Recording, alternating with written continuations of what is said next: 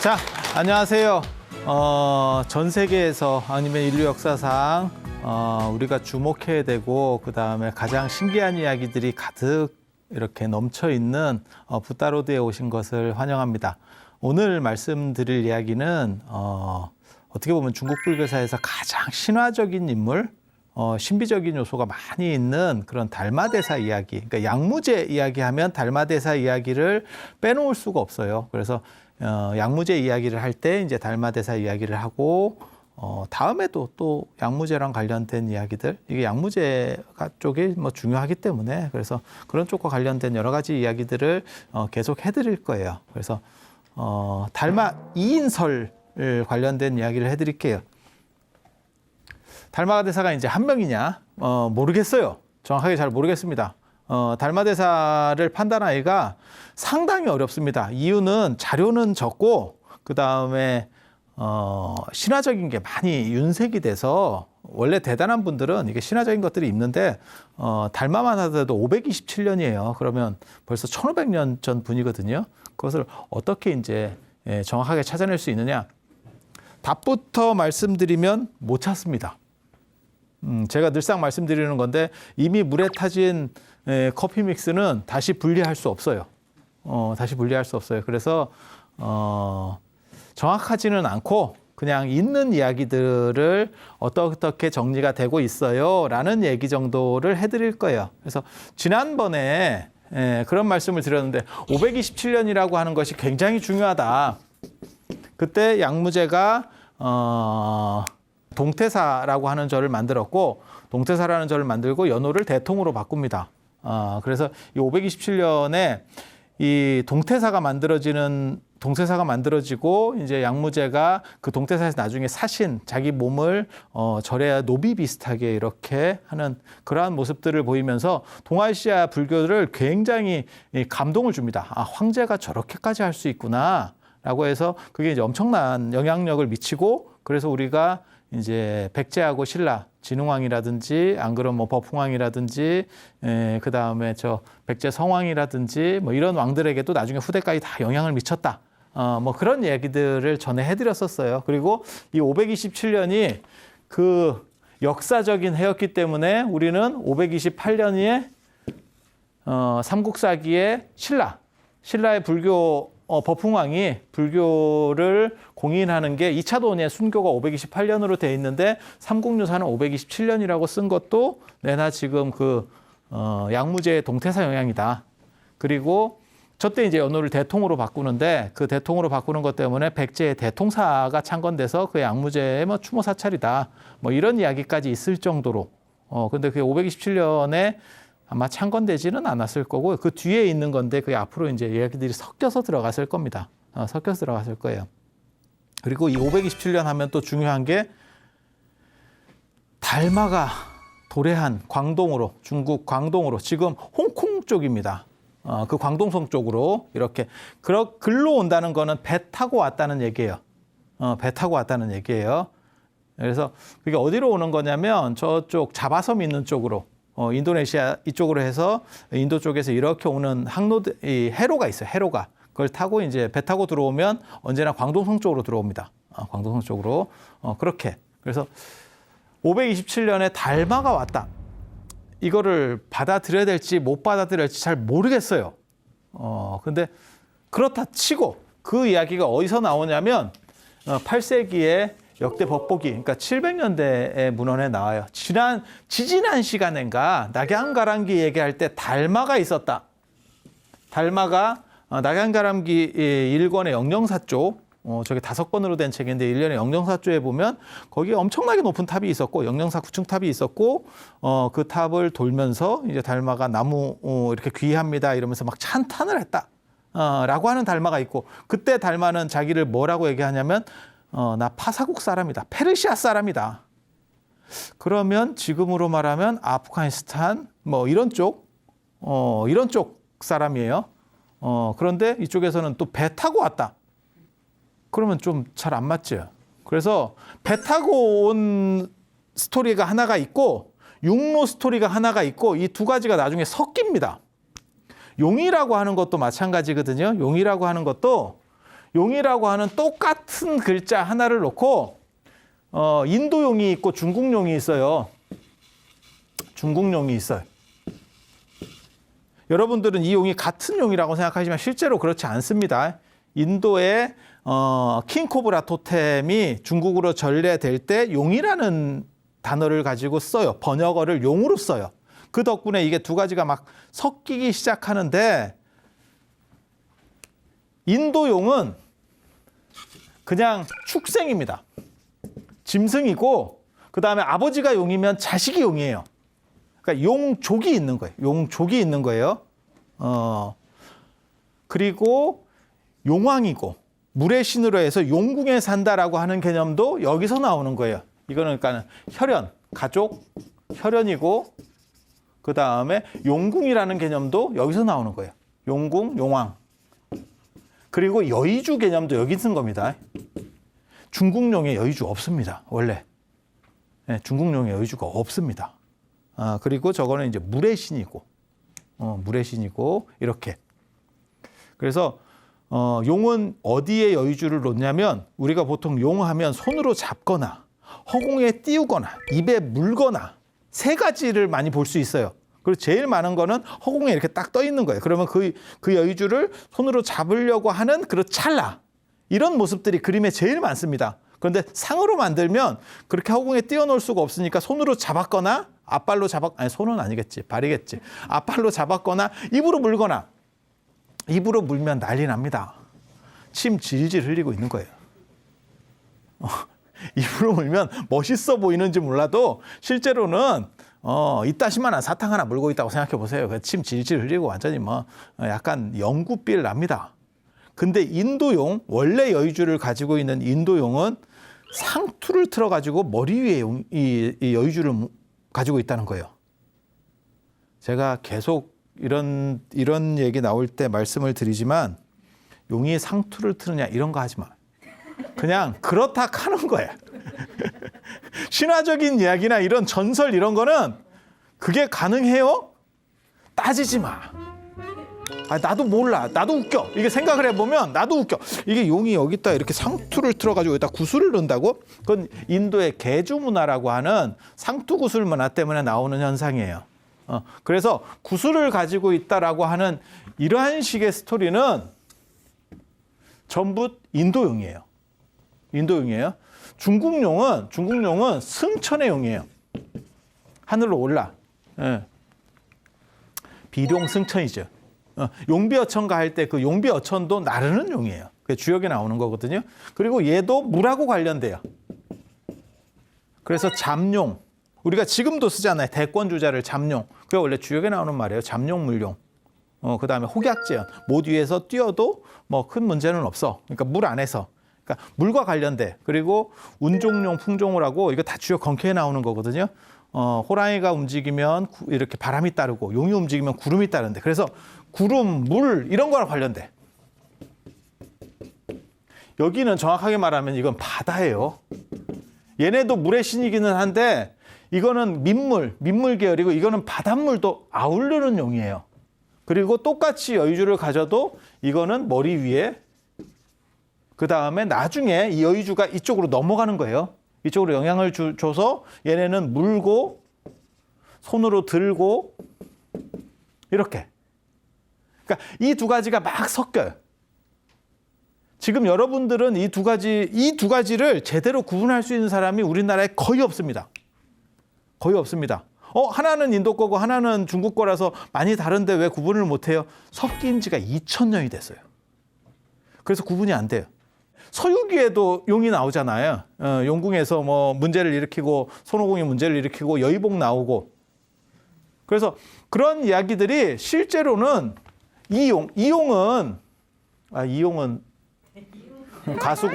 가수고 아무튼 이용은 혈연으로 되는 게 아니에요.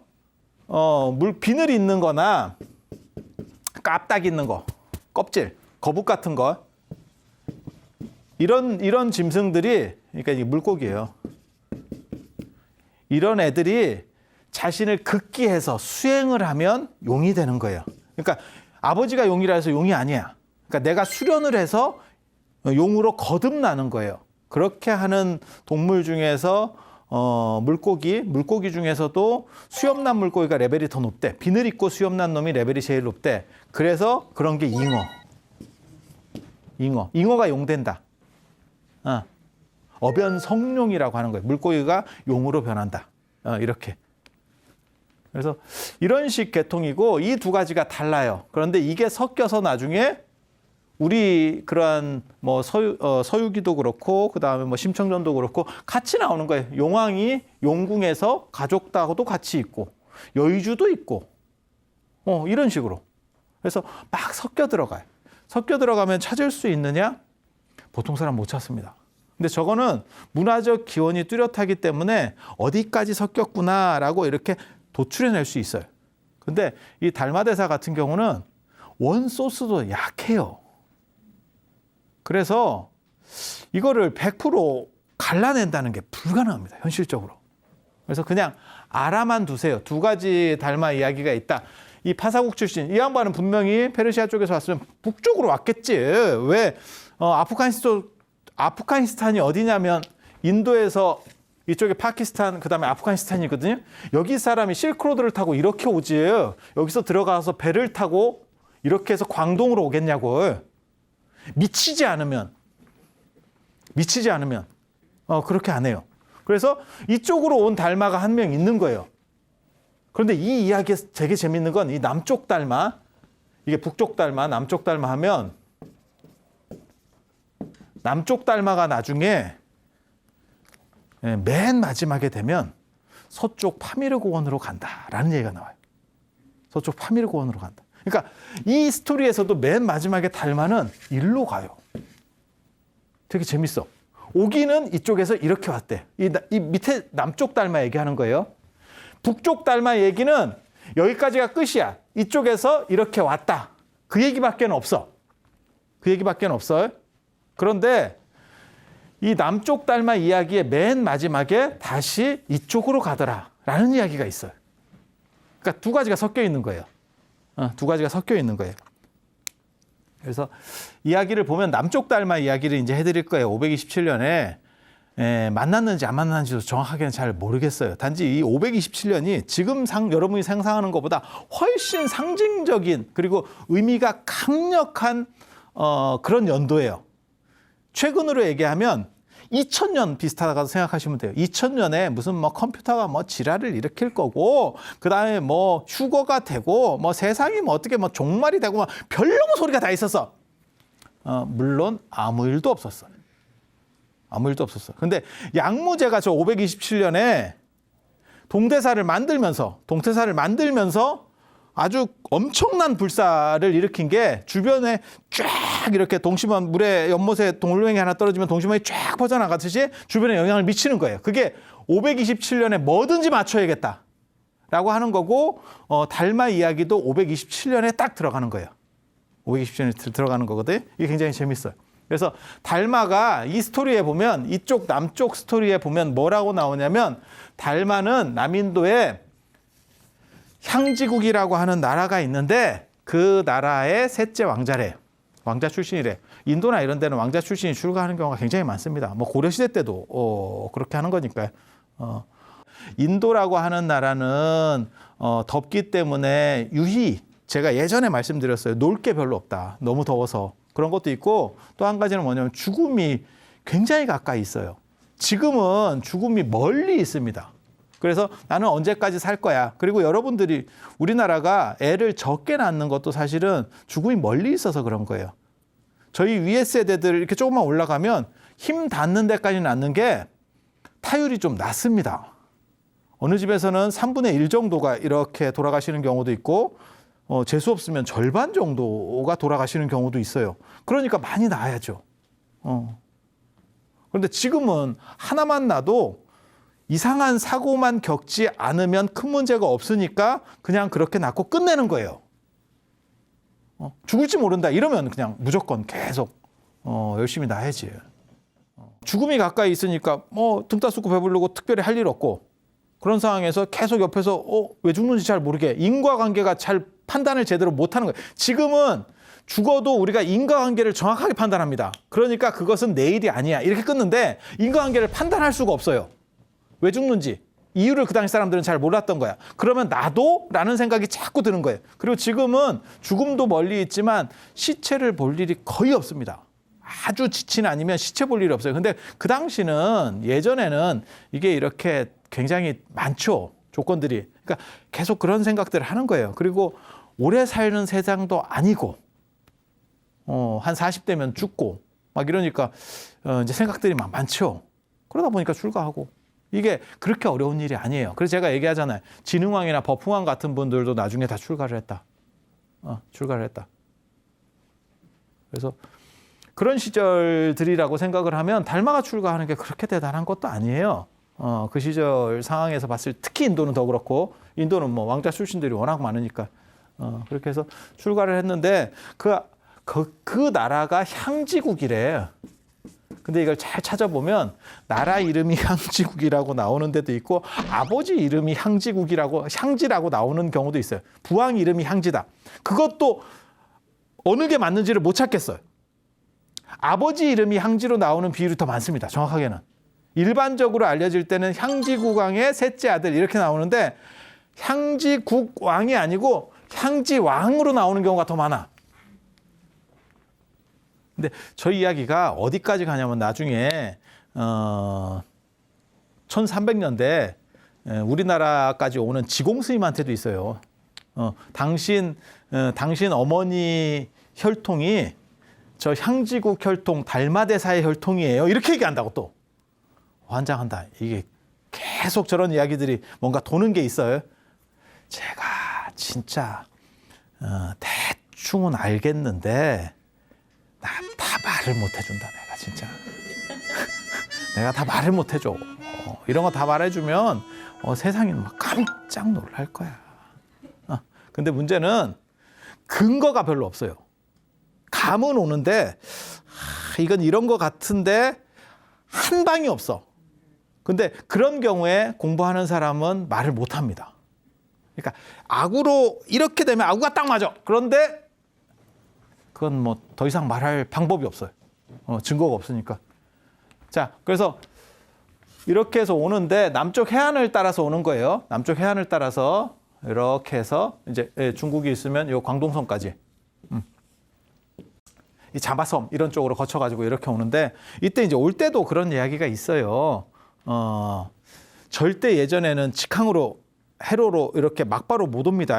그 해안선을 따라서 이렇게 오는 거예요. 항해술이 그렇게 안 좋아요.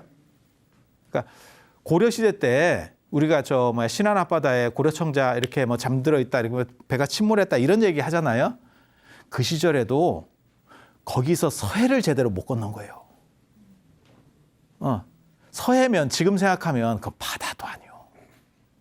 지금 오늘날 기준에서는 그 서해 건널 정도면 우리나라에서 길 막히는 것보다 거기 갔다 오는 게 빨라요. 그런데도 불구하고 그렇게 침몰할 정도니까 이게 500년대 얘기잖아요. 그러니까 해안선으로 이렇게 따라가요. 가다가 중간에 항구에서 이제 내리고 이제 물 싣고 이제 먹을 거 이제 배는 그렇게 싣고 손님들은 약간 내려서 왔다 갔다 하고 이제 이런 상황들이 벌어지는가 봐요. 그렇게 해서 달마가 내려서 보니까 거기에 큰 뱀이 죽어 있더래. 큰 뱀이 죽어 있더래. 너무너무 큰 뱀이. 그래서 썩어가고 이러면서 사람들에게 많은 피해를 주더래. 그래서 달마가 유체이탈을 해서, 유체이탈 압니까? 영혼을 빼서 그 뱀 몸으로 들어갔대. 그걸 움직이게 하기 위해서. 그냥 이야기니까 들으세요. 뭐 어떻다 저렇다 하지 말고 그냥 들어봐. 그렇게 해서 그 뱀을 이렇게 해갖고 치웠대. 싹 사람들에게 피해 안 되는 데다가 싹 치우고 왔더니 그 동네 산신이 그걸 딱 보고 굉장히 잘생긴 사람이 있는데 이게 이제 달마가 왜 못생겨졌나를 얘기하는 스토리예요. 달마는 왜 못생길까? 이 얘기를 해주는 거예요. 원래 왕족이고 그래가지고 굉장히 인물이 좋았는데 상태가 좀 메롱이 된 이유를 얘기해 주는 거예요. 그때 산신이 이렇게 딱 보고 너무너무 잘생긴 껍질이 하나 비었네. 그래서 그 안으로 들어갔대. 그래서 몸을 들고 튀었대. 그래서 달마가 뱀을 옮기고 와서 보니까 자기 몸이 없어졌어. 이런 걸 보고 뭐라고 얘기하냐면 뛰는 놈이야, 나는 놈이다. 아니, 그래서 결국 이거 어쩌지? 뭐 이래가지고 찾았더니 어디 그지같이 생긴 놈이 하나 있더래. 그래서 글로 들어가서 얼굴이 그렇게 됐대. 그래서 이게 달마 성형에 관련된 이게 이야기거든요. 근데 얘기가 전하려고 하는 거가 뭔지는 정확하게 알아요. 물론 이거는 아구가 잘 안 맞아요, 스토리가. 왜냐하면 물론 뭐 유체 이탈해서 들어간다라고 하는 것도 쉽게 들어갈 수 있는 그런 구조들도 아니고, 뭐 동물 몸에 막 사람이 막 들어가고 그것도 그렇지만 산신은 자기縄張리가 있다니까. 아무데나 막 갈 수가 없다니까. 그런데 거기서 어디로 도망가겠어. 그래서 이야기는 안 맞는데 그 이야기에서 전달하려고 하는 목적은 뭔지 분명하게 알 수 있어요. 외국인이 특이하게 생기니까 코도 크고 눈도 이렇게 깊고, 우리가 예전에는 쌍꺼풀도 별로 없고 이렇게 눈도 작고 동아시아인들이 그렇잖아요. 그런데 서양인들 이목구비가 뚜렷한 서양인 그런 백인 피 섞인 사람들을 딱 보고, 달마는 왕족이라 하니까 이제 바라문 계열이니까 백인 피가 섞인 사람이거든요. 그래서 그런 사람을 보고 이제 이질적으로 하는 거예요. 우리도 똑같은 스토리가 있어요. 그게 처용입니다. 처용. 그래서 처용은 뭘 해주죠? 역병을 막아주잖아. 처용 그림만 하면 역병, 거기에 스토리가 입으면서, 그 스토리 아시잖아요. 다리가 4개로 늘어나는 스토리. 다리를 늘리는 이렇게 그런 스토리를 통해서 처용 그림이 역병을 막아주잖아. 그런데 이 달마 그림은 수맥을 차단해 주잖아. 달마도 수맥 차단. 그러니까 똑같은 방식의 이야기예요. 우리랑 다른 약간 이질적으로 생긴 사람이 왜 저 사람은 저렇게 생겼어? 라고 하는 것들이 이제 신화적으로 윤색되는 과정에서 나타나는 이야기라고 보시면 돼요. 이런 건 뭐 정확하게 대충 상황들을 뽑아낼 수 있어요. 그리고 나중에 이제 달마 대사가 눈꺼풀 없어지는 사연도 있어요. 달마 대사 하면 눈꺼풀이 이래갖고 막 그렇잖아요. 그 사연도 있어요. 근데 그거는 좀 뒤에 나오니까 이렇게 해서 중국으로 광동으로 들어왔대. 그게 527년. 달마의 도래해 딱 와가지고 양무제가 이제 한번 보작해서 만나게 된 거예요. 그랬더니 양무제가 그랬다 하는 거예요.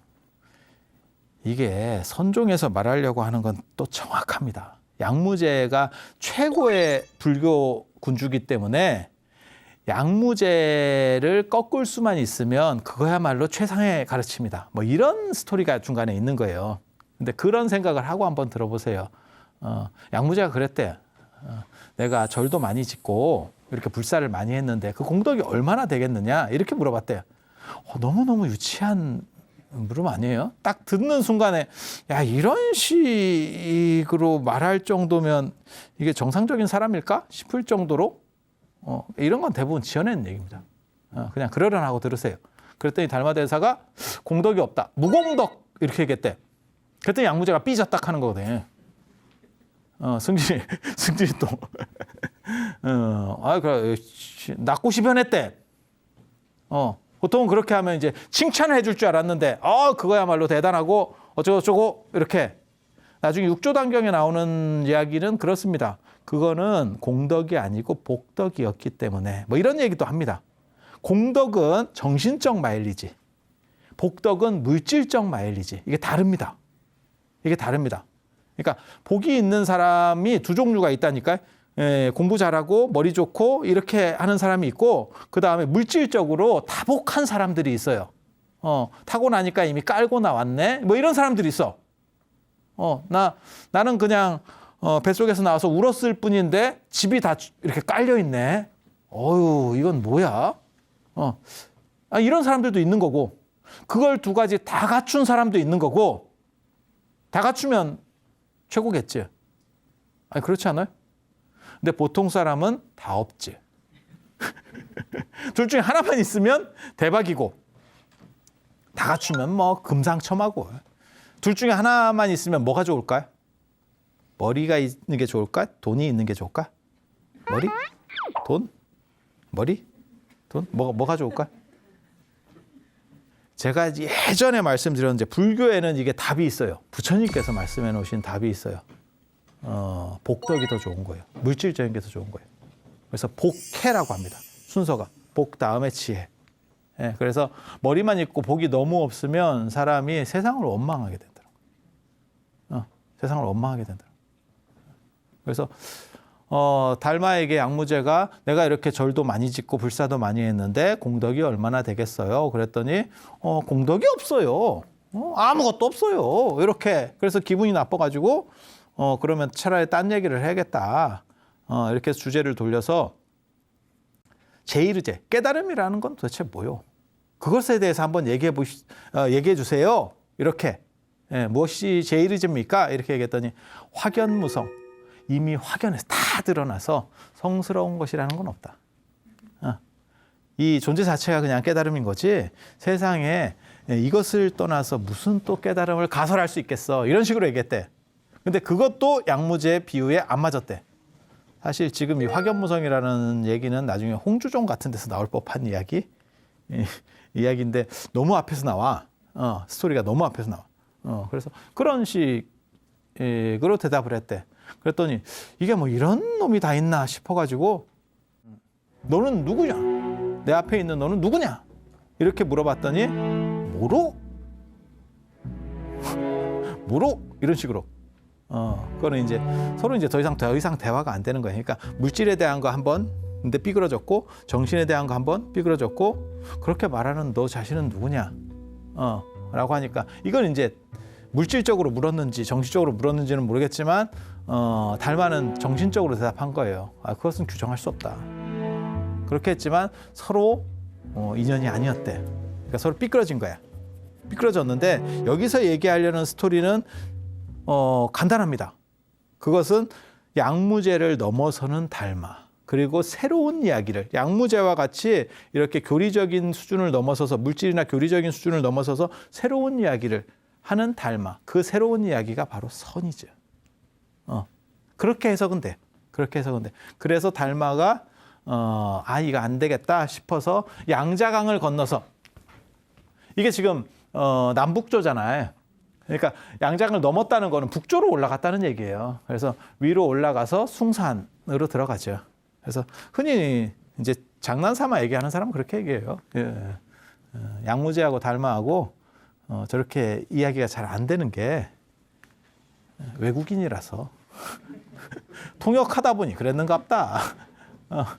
그것도 말도 돼. 근데 그 당시에는 외국 스님들도 많이 와서 사실 그럴 일은 별로 없어요. 근데 저기서 또 이제 달마가 기가 막힌 행동을 하잖아요. 양자강을 건너가는데 원래는 그게 장강입니다. 원래는 장강. 전 세계 세 번째로 긴 강이에요. 아마존강, 그 다음에 나일강, 그 다음에 저 양자강. 근데 이제 양자강이 아니고 원래는 장강인데 외국 사람들이 강 이름을 물어봤는데 그 동네 사람들이 그 지류, 우리식으로 말하면 한강을 물어봤더니 청계천이라고 답한 거예요. 그 뒤부터 청계천이 된 거야. 강 이름이. 그래서 원래는 장강이야. 긴 강이야, 긴 강. 이름은 잘 줬어. 긴 강이야. 그렇게 해서 그 양자강을 건너가는데 그냥 가는 게 아니고 갈대를 딱 강변에 가면 갈대 꺾어가지고 그걸 타고 그걸 서핑을 하면서 건너갔대. 진기하지. 이 달마 이야기는 보면 여러 가지가 진짜 섞여 있구나라는 걸 알 수 있어요. 선종에서는 이런 신통에 대해서 굉장히 부정적입니다. 이런 신통에 대해서 굉장히 저 전등록에 보면 대의화상이라고 대의삼장이라고 귀가 컸는가 봐. 큰 귀 삼장. 그게 이제 인도 분인데 인도에서 와가지고 그 양반은 신통을 부린대. 신통을 부린대. 그래갖고 사람 마음도 알고 막 이렇게 막 해서 사람들을 혹하게 하는 거예요. 그러니까 해충국사가 뭐라고 하냐면 이렇게 세숫대야 같은 걸 땡땡 두드리면서 이게 이 소리가 나잖아. 이게 무슨 뜻인지 알겠냐? 그것이 타심통이 있든 뭐 남의 마음을 알든 그걸 어떻게 알겠어? 이런 식으로 이야기를 하거든요. 그게 뭐냐면 선이라는 것은 현실을 직접적으로 대하는 거지. 뭐 신통이나 이렇게 왜곡시켜서 무언가를 보는 게 아니야. 이게 선종의 신통부정입니다. 그래서 그런 이야기 다른 데도 있어요. 다른 데도 있어. 어떤 사람이 어떤 선사가 이렇게 있는데 객승이 와가지고 외국 스님이었는데 이렇게 객승이 와가지고 하루 자고 갈 수 있느냐? 그래서 그러라고 그랬더니 창문으로 나간대 이 사람이. 신통이 있어서 창문으로 이렇게 나간대. 그래서 창문으로 나갔다가 달빛을 타고 나갔다가 이렇게 들어오고 뭐 이런 이야기가 있어요. 그러니까 저런 사람을 재운다는 게 조금 격이 떨어지는 것 같다. 저런 좀 상태 안 좋은 놈. 이런 식으로. 그러니까 우리가 볼 때는 굉장히 대단한 것 같은데, 그러니까 신통에 대한 판단이 다른 거예요. 이유는 뭐냐면 현실을 실제화시킬 것이냐, 아니면 현실은 허상이기 때문에 그 위에 또 다른 실체가 있고 그것에서 작동을 하면 신통이다라고 생각하는 거하고, 그래서 인도 문화하고 중국 문화가 약간 달라요. 그리고 신통에 대한 개념은 선종에는 신통 개념에 대해서 하대하는 문화가 있어요. 그래서 나한을 선사들이 이렇게 좀 우습게 여기는 그런 스토리 우리나라에도 있습니다. 그 이야기는 뭐 우리나라에도 제가 있는 오대산에 가면 북대에 나한전이 있었는데 거기 나한을 상원사까지 모셔서 이렇게 옮긴대. 16나한으로 옮긴대. 이렇게 그래서 지게에다 져서 옮기려니까 길도 멀고 중대 쪽에 있는 상원사까지 이게 너무 먼데 이래서 스님들이 좀 싫어했대요. 귀찮아하는 거지. 그때 나홍 스님이 북대 쪽에 계셨는데 나홍 스님이 어떻게 하는 거냐면 지팡이를 이렇게 주장자를 가지고 가서 나한전에 가서 이렇게 쿵쿵 두드리더래요. 두드리면서 제가 직접 옮겨야겠습니까? 이렇게 그랬더니 나한들이 벌떡 일어나서 걸어가더래. 그 이야기는 나한이라고 하는 신통이 있는 분들보다 선사가 더 대단해요 라는 의미예요. 그리고 실제로 이러한 스토리들이 계속해서 내포되어 있기 때문에 나한전에 들어가시면 나한들은 다 딴짓하고 되게 웃기고 해학적으로 자세를 취하는 것도 선종 문화이기 때문에 그래요. 이해가 되시죠? 그래서 달마대사가 양자강을 신통으로 건넜다 하는 거는 사실은 굉장히 이질적 기록입니다. 확연무성이라고 얘기하는 거하고 양자강을 신통으로 건넌다는 거. 확연무성은 이미 다 드러나서 성스러운 것은 없어. 이 현실 외에 다른 게 뭐가 있냐? 깨달음이라는 게. 이게 다 깨달음이지. 라고 말하는 거하고 양자강을 갈대에 꺾어가지고 건너갔다라는 건 사실 굉장히 이질적인 얘기예요. 그 두 가지가 섞여 들어있는 거지 지금. 그래서 그런 거 하나하나 배낼 수는 있는데 요것과 요것은 약간의 관점 차이가 있기 때문에 다른 이야기들이 섞인 거야라는 걸 할 수 있지만 어떤 게 진짜고 어떤 게 가짜라고 말하기 상당히 어렵습니다. 지금 상황에서는. 그래서 일단 다르다는 거. 그리고 숭산으로 딱 들어가가지고 숭산에 원래 그 도사들이 장악하고 있는 거예요. 숭산 아세요? 숭산? 동태산, 서화산, 남형산, 북항산, 중앙숭산. 숭산에 가면 태실봉이 있고 이제 좋은 메인은 태실봉이에요. 그리고 찌부락지에 소실봉이 있어. 태실봉에 중앙묘. 그러니까 도사들이 저기 오악이니까 저기서 제사를 지내고 하늘의 신들에게 제사 지내는 도관이 있어요. 그게 중앙묘라 그래요. 동악, 서악, 남악, 중악, 북악 이렇게. 우리도 예전에 그런 거 했는데 오악이라 그래서 우리도 그런 걸 했었어요. 경주하고 신라를 중심으로 봤을 때 남쪽에 지리산. 대충 지리를 한번 생각해 봐요. 서쪽에 계룡산. 북쪽에 뭐가 있어요? 태백산. 조선시대 때는 북쪽이 백두산으로 바뀝니다. 영토가 넓어져서 그래요. 그거는. 그리고 동쪽에는 토암산. 토암산은 좀 찌리한데. 석굴암 있는 데가 토암산인데 산도 굉장히 낮은데. 근데 경주 중심에서는 더 이상 동쪽으로 갈 데가 없어. 그래서 토암산. 그런 걸 보고 뭐라 그러냐면 운빨이다라고 하는. 원래 레벨은 좀 다른데. 그리고 중앙에는 팔공산. 저 동화사에 있는 팔공산. 대충 중앙이죠. 통일신라의 개념에서 봤을 때는 중앙 같아. 이렇게. 그래서 저런 오악 문화가 있어요. 그래서 중앙묘라고 하는 게 들어가는 거고, 거기에서 이제 또 저 태실봉에 뭐가 있냐면 나중에 유명한 숭양서원이라고 하는 데가 있어요. 숭양서원. 숭양서원. 그래서 이 숭산하고 유명한 데가 태실봉에 중앙묘하고 그다음에 저 소실봉에 있다 그래. 소림사예요. 네. 그래서 소실봉에 있다고 소림사. 그다음에 저기 3대 서원 중에 하나인 숭양서원. 숭양서원이 있고 이건 유교예요. 숭양서원이 있고 이 소림사 쪽에 가면 소림사 위쪽에 달마동이라고 하는 동굴이 하나 있어요. 동굴이 하나 있어. 그래서 그 위에까지 이렇게 쭉 올라가 보면 거기서 달마가 뭐 9년 동안 면벽했다라고 하는 한 번씩은 들어보셨죠? 9년 동안 이렇게 다 면벽을 했다. 뭐 이렇게. 왜 9년 동안 면벽했느냐? 이제 인연 있는 사람을 만나려고 기다리는 거죠. 당신이 수행하면서. 근데 또 이제 농담하기로는 이제 그렇게 얘기하는 사람 말도 잘 안 통하고. 그래서 벽만 보고 있으니까 벽관 바라문이라고 했대. 벽을 관하는 바라문, 인도 사람. 이렇게도 불렀대요. 그렇게 해서 전에 제가 맨 처음에 90년대에 저 소림사에 갔을 때는 실제로 달마 그림자가 새겨진 바위가 있었어요. 아니, 저쪽에 있었는데 그걸 내려왔대. 소림사에 내려다 놨대. 근데 나중에 가보니까 소림사에 그게 없더라고요. 그래서 달마가 그게 바위인데 달마가 참선하는 모습이 이렇게 새겨져 있대.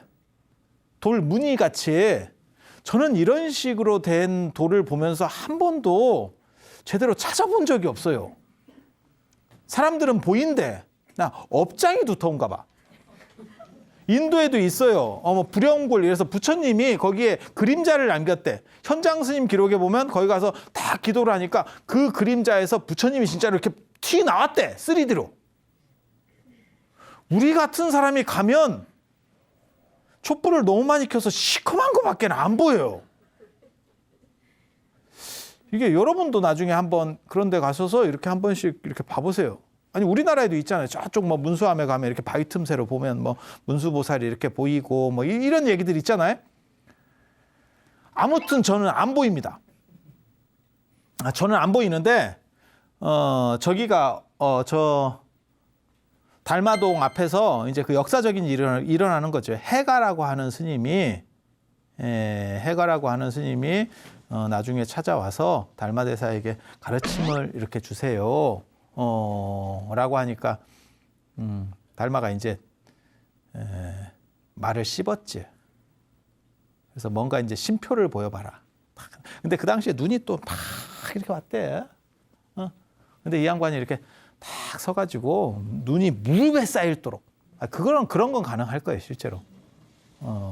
그렇게 해서 무릎이 쌓이도록 딱 이렇게 서 있다가 나중에 심표를 보여봐라. 그러니까 자기가 가지고 있는 칼로 팔을 잘라서 탁 던졌대, 달마에. 그래서 그게 이제 흰 눈 위에 피가 쫙 떨어지면서 거기 이제 탁 하는 그게 이제 회화의 소재 중에 하나예요. 그래서 절에 가면 벽화나 이런 데서 이렇게 팔을 이렇게 탁 어떤 절에 가면 파초잎에다가 이렇게 싸서 올리고 뭐 이렇게 하는 모습이 나옵니다. 그래서 거기를 입설정이라고 하는데 그 비석은 저 소림사에 있어요. 소림사에 있어요. 그렇게 해서 하는데 사실은 이 해가는 거기서 저는 그 얘기를 처음 듣자마자 팔 안 잘랐을 거다. 나 그 생각은 했거든. 왜? 팔 잘라서 던지고 나서 그 심표를 보이고 나서 나중에 이제 달마랑 문답을 해요. 그게 안심문답. 내 마음이 편안하지 않습니다. 그래서 네 마음을 가지고 와봐라. 이랬더니 마음을 찾아도 마음이 없습니다. 이랬더니 그러면 불편할 게 뭐 있냐? 내가 네 마음을 이미 편안하게 했다. 이렇게 하는 이게 안심법문이거든요. 안심법문. 그걸 얘기를 했다. 이렇게 얘기가 나와요. 그런데 왜 문제라고 생각을 하냐면 팔을 자르면 안 들려요. 대화할 수가 없습니다. 여러분이 안 잘라봐서 그래요. 이게 대화 안 됩니다. 그리고 과다출혈이 일어나요. 과다출혈이 일어나서 정신이 오락가락해요. 이게 아니 맞다니까. 자르려고 마음을 내고 딱 했는데 어우 아파. 이렇게 되면 너무 모양이 무너지는 거예요. 그런데 지금은 연구 결과로는 어떻게 되는 거냐면 해가는 산적에게 팔이 잘린 거로 나와요. 산적에게 팔이. 그러니까 이미 팔이 한쪽이 없었던 사람이에요. 근데 그게 드라마틱한 스토리랑 같이 연결돼서 들어가는 거예요. 연결돼서 들어가는 거예요. 그리고 이 이제 팔이 잘린 것 때문에 해가가 사실은 저 소림사의 어떻게 보면 시조거든요. 실질적인 시조. 그래서 소림사는 이걸 한다는. 이게 아니고 이거. 영화나 이런 데서 이거 하잖아요. 이거 안 보셨어요? 이걸 하는 거예요. 그래서 우리 행자 때 제가 행자 생활할 때 같은 행자 중에서 주전자 들고 가면서 이거 했다가 나 그 행자 진짜 쫓겨날 뻔했다. 행자가 빠져가지고 이게 근데 소림사는 이걸 해. 소림사는 이걸 해. 그렇게 해서 실제로 역사는 태가가 팔이 잘린 건데 그게 이제 윤색이 돼서 그렇게 됐다는 거. 그리고 이 눈이 쌓여서 어떠한 가르침을 받는다라는 스토리는 사실은 저 숭양서원에서도 나와요. 숭양서원에서도.